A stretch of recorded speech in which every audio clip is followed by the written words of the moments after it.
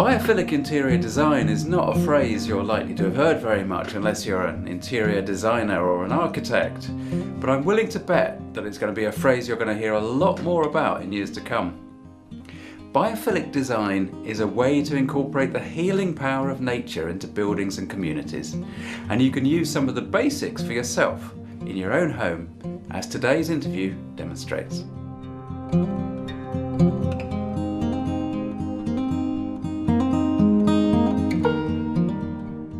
Hello there, my name's Tim Walter. I'm a house healer and an alternative life coach. Here on this channel we work with the sort of practical, grounded spirituality. It's the sort of thing that I use in my work and to bring about improved well-being that's built upon meditation, mindfulness and dowsing. Click the grey bell icon to subscribe if that's the sort of thing that you might be interested in. As a house healer, I work with subtle energies of place to enhance the qualities of a space for the occupants, whether that be a home or a place of work. A few weeks ago I spoke with feng shui consultant and author Maureen Calamia about a particular aspect of creating well-being in spaces using biophilic design. You'll see that some of the basics you can incorporate into your own home straight away, and some of you are probably doing this already. We started by talking about working with a space in general and how we can help change the way it feels. We were talking just now about sacred space, because we were talking about St. Peter's Basilica, and that's really what you work with, isn't it? Really everything that you do is about changing the way a space feels. Absolutely, right. And it's not always moving things around in a physical way, as you know. Yeah. We can move, add, edit out things that will help the space feel better, and it's always with the mind of creating spaces for a particular purpose. So be it work, be it relaxation, or anything in between. With that in mind, we can help create spaces that are more beneficial to people. There's the concept of Yin and Yang, which I am sure most people are aware of. And that is how it's the language of our spaces. So we always look at spaces through that lens. So the front of your apartment, say, that faces the busy street, that is a more yang space. It's a more public facing space. It's going to be obviously louder. You're going to have access to all the activity out there. Your kitchen being in the back tends to be in the back of a building, tends to be more yin. It's more protected. It's quieter, usually. So we would want to then create in the bedroom, which is facing the front, would want to add more yin to the space, make it cozier because it is too out there, too open to the world, right? So of course, things like window treatments are important, bringing in fabrics to deaden sound, also maybe to block some of the light. Of course, depending on what direction the room is facing, you might need to block out even some, the visual of the city street.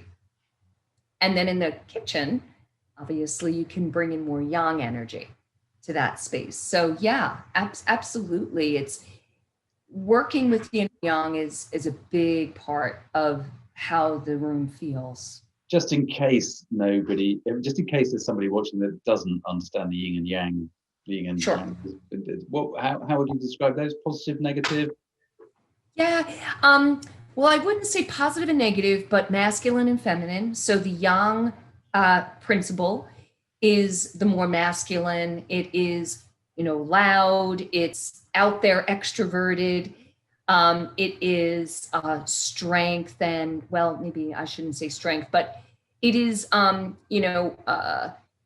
very creative and active principle, where yin is more feminine, it's softer, it's quieter, and it is more reflective rather than active. So these obviously aren't connected to gender. So when I say masculine and feminine, right, They're more connected to these principles that are within all of us, within our bodies, within our behavior and psychology, but it's also out there in the natural world. So, so we kind of tap into those principles to understand what we need to bring more balanced into a space. So, like I said, if a space is very yang or yang, you would bring more yin into that to help create more balance. Now, you mentioned there, so you've got yin and yang. I mean, we've obviously got different accents here, but yin and yang in the natural world.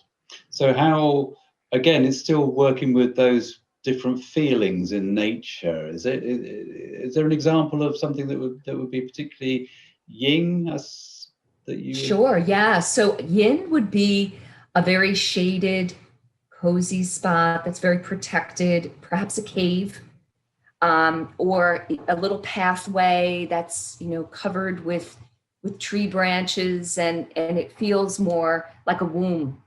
Mm. Where yang or yang would be like a mountaintop. It would be an open field. It would be lots of sun, the beach, perhaps. That's a very yang energy because you have the action of the waves, winds, that type of aspect. But so yeah, when you think about, seasons too. So we're in summer now, and the season is very much a yang season. It's very out there, sunny, bright, hot, where the winter is the more yin. It's being inside, it's covering up, it's quiet, it's reflective, it's cozy.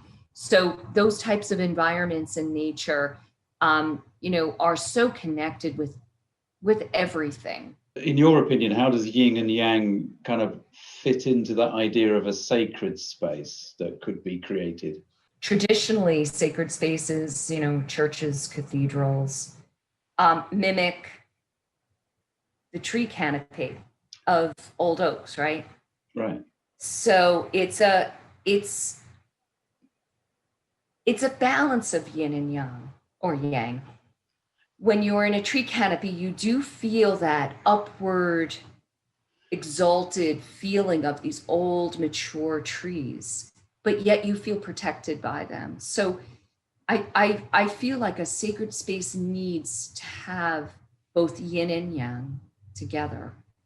And it's really, really interesting because I teach a class on biophilic design, and I have architects and interior designers who work on commercial spaces as well as residential and all sorts of spaces. And it's really interesting how they've, shared photos of sacred spaces in, there's one particular one, and I don't remember the name of it, but it's in Japan, and it's all concrete. And I look at the space and I go, it feels dead to me. There's no nature in it. But yet I have a few of these students that have said they visited, and it was quite moving to be there. Right. And so, but looking at a photograph of it, it just feels like, it's very, it's interesting. I want to say it's yin, but it's also yang. It's very yin in that there's very little sunlight. There's no ornamentation at all. It's extremely modern and, just concrete walls. So I would say it's kind of cave-like, but in an unnatural way. But the energy is, I could imagine being there in person, you do feel like you're in a cave, in a womb type of space. And they said, it's like stripping away all of distraction. You only have yourself to reflect inside. So it's really interesting. Sacred space can be, I guess, different aspects, different ways of looking at it.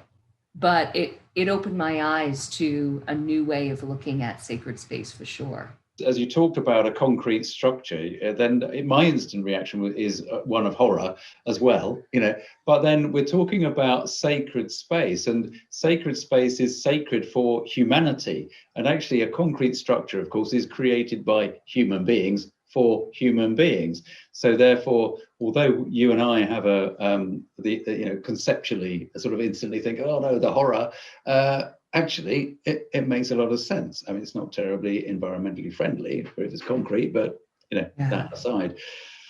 So, but traditionally, this idea of biophilic design, could you tell us a little bit about that and how Sure. I just wanted to add a little something to that sacred space idea, is that we're not meant to live there.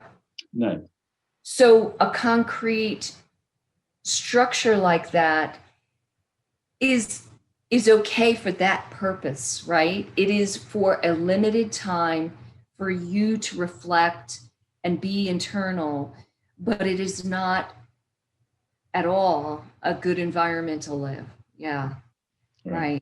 And as we know in when we dowse and we look at the energies, a lot of sacred spaces are really great for that purpose, but not to live, right? Yeah, that is absolutely true. Yeah. So Biophilic Design, I came to Biophilic. I discovered it shortly after I was doing my feng shui work and got trained and was out there in the world doing it. And it is based on the root word biophilia, which is our inherent connection to the natural world, or we gravitate toward living things. We seek out life. And so the idea of biophilic design is, based on those principles of, okay, well, hundreds of years ago, even everything in our homes was really from nature, directly from nature. Now in this, industrial age, and with the advent of, especially after World War II, and, mass residential housing developments, and the onset of man-made materials, we are so removed from the actual material aspect of nature when we build our spaces. And then, of course, everything we buy to build them, not everything, but a good percentage, are also so far removed that we cannot see nature when we reflect on it. So, so this idea of bringing nature back in isn't new. It really is. I see it as what feng shui always was connecting to the surrounding land that we're on. It is really an important concept to make that kind of connection. So, so I do see it as a modern expression of feng shui in the very basic understanding of feng shui, like the yin and the yang and the 5 elements and qi and all that. So if somebody wanted to very simply sort of introduce an aspect of biophilic design, could somebody do that simply with a few plants? Yeah, at a very basic level, it's bringing plants into our spaces for sure. And things like when you look around to your furnishings and having, wood furnishings, the wood grain it does so much to really connect us to the natural world. And, a little table fountain can do it too. So that instantly kind of jumps my mind to the sort of image that sometimes feng shui consultants are taking the mickey, people take the mickey out of feng shui consultants. Are like, what, a little table fountain, that'll do the job. But what would you expect that connection to do for somebody? How would that work for them? Well, yeah, I mean, with something like a fountain, it's moving energy around the room, so it's bringing life. I can't tell you how many times I go into a client's home and it can be beautiful, but it just feels dead. Because of lack of plants, because of lack of water features, or or colors or art. But so water fountains obviously interact with us on, multiple senses. So it's the sound of the water that gives us that connection to nature. And it's even like the air. It adds negative ions to our air, which refreshes our air. Negative ions are the good guys. It adds moisture to our air, which is so important for breathing, for allergies, for asthma. And so it creates more of a normal balance. It creates more fresh air. It's like the feeling of the space changes. See, as you were talking there about the table fountain, the feeling, I can associate the things that you were saying with all of the natural world, with the idea that our connection to nature has been so severed that we are almost, literally dehydrated, and we are just starved of the natural supportive mechanism that we were really born to be living in. Yes, and evolved for all these millennia in. And now all of a sudden, it's really probably only a few decades that we are so isolated. Yeah. There's a really great book called The Last Child in the Woods.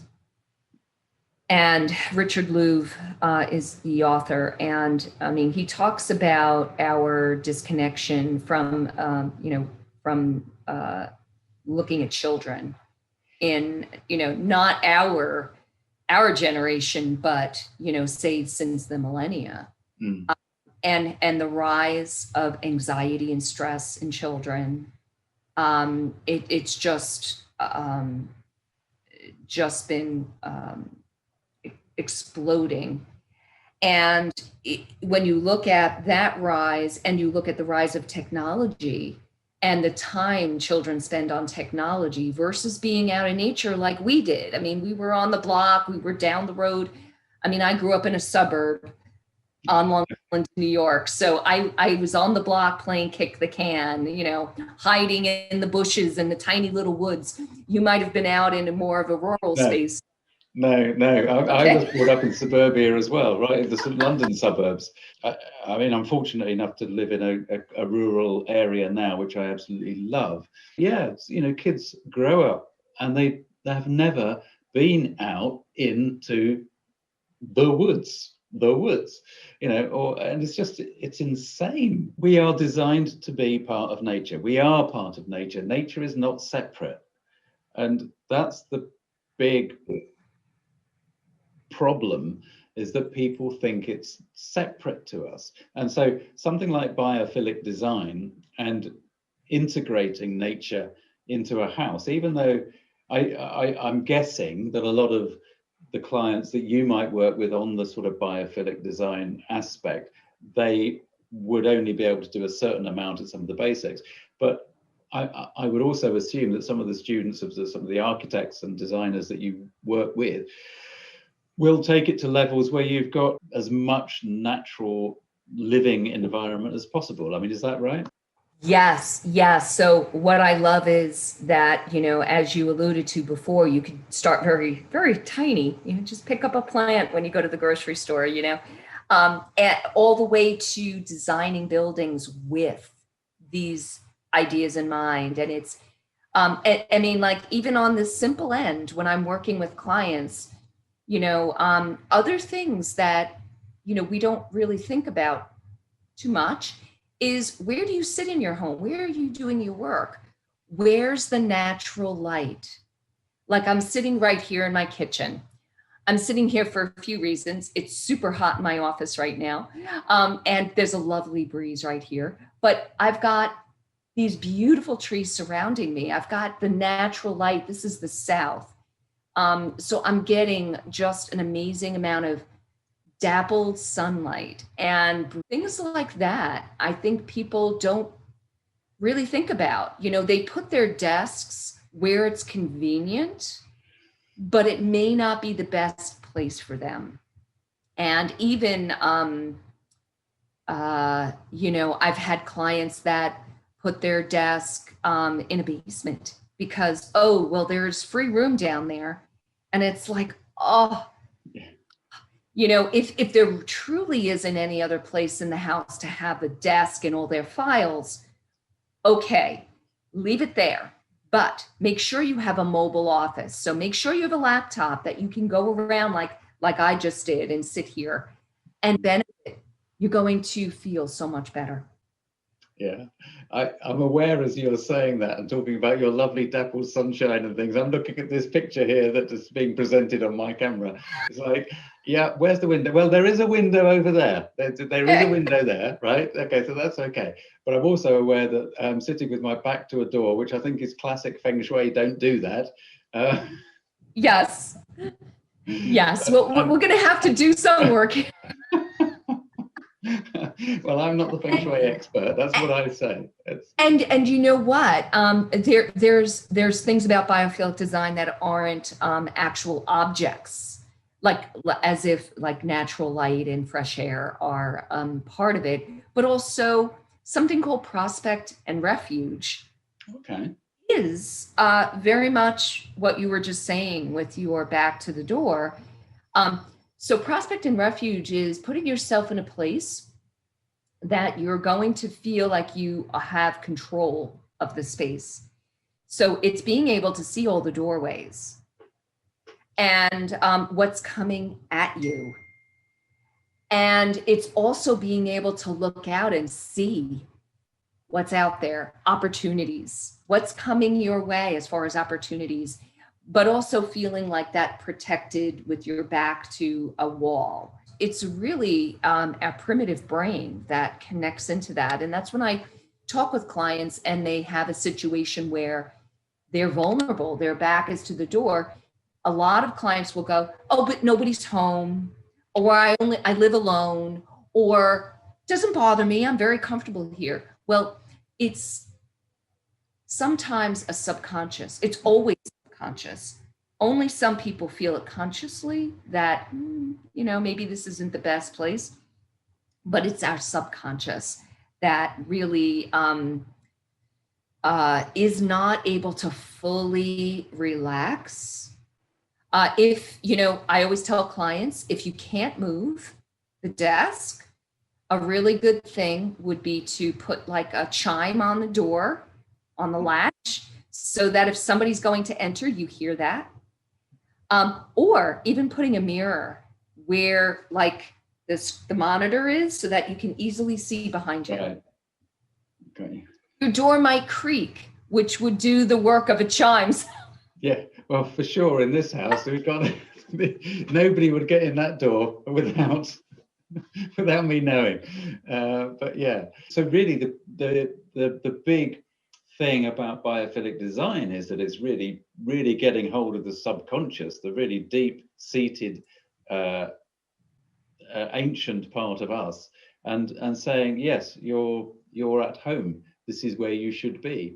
Yes, because when we think about it, we in the Maslow's hierarchy, we need security, and we need some basic things for our to thrive. So we need fresh water, we need sun, but we also need shade. There's the yin and the yang, right? We need winds, but not too strong. We want breezes. So it's really interesting. And of course, vegetation, to our primitive brains, healthy vegetation means I'm going to be able to survive here. So we're so connected with live plants to make us feel, and it's conscious, but it's definitely subconscious, that we're living in an environment that will support us and nourish us.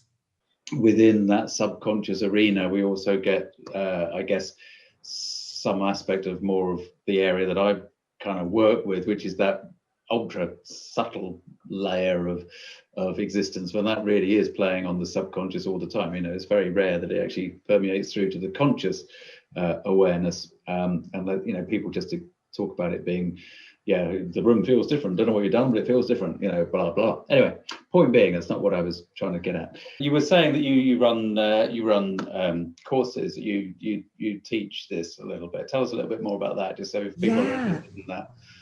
Yeah, so I actually, I have been studying biophilic design since about 2008 when I discovered it. And I have just, it's just an appetite that never gets filled. I'm constantly learning about it. And I created my own biophilic design principles, which is not unusual because there's been so many versions of them since it was developed. I think the first version was in the early 2000s, set of principles. And my version has taken some from a very popular version by a company called Terrapin Bright Green. And I've laid in some from an initial, or maybe the first version of biophilic design that actually had more of mystery and awe, and a more spiritual aspect to it that has been since sanitized, removed, because I feel like these organizations and people that are putting together the structures want to get this adopted in a more mainstream and in a society that is thinking very logical. So anyhow, so my version pulls together some of these really juicy aspects. And I use a framework of the 5 elements from Chinese metaphysics, which is wood, fire, earth, metal, and water. And to me, these are just a great connection to the natural world in a very, linear way, very physical way. But the principles I realized as I just got the idea, they lay so well into each of these elements. It's just really fun. So my course brings in a bit of feng shui. You do not have to know feng shui to take it. And it's 6 modules. It's all online and self-study, but with a vibrant group. Right. And of course, teach feng shui online as well. Yeah, absolutely. Brilliant. Okay. And people can find you at www. Yeah, it's luminous-spaces.com. Right. Yeah, Luminous Spaces. Luminous Spaces. Yeah, fantastic. Okay. Wonderful. Thank you very, very much. It's been great to talk to you, as always. It's always great to talk with you, Tim.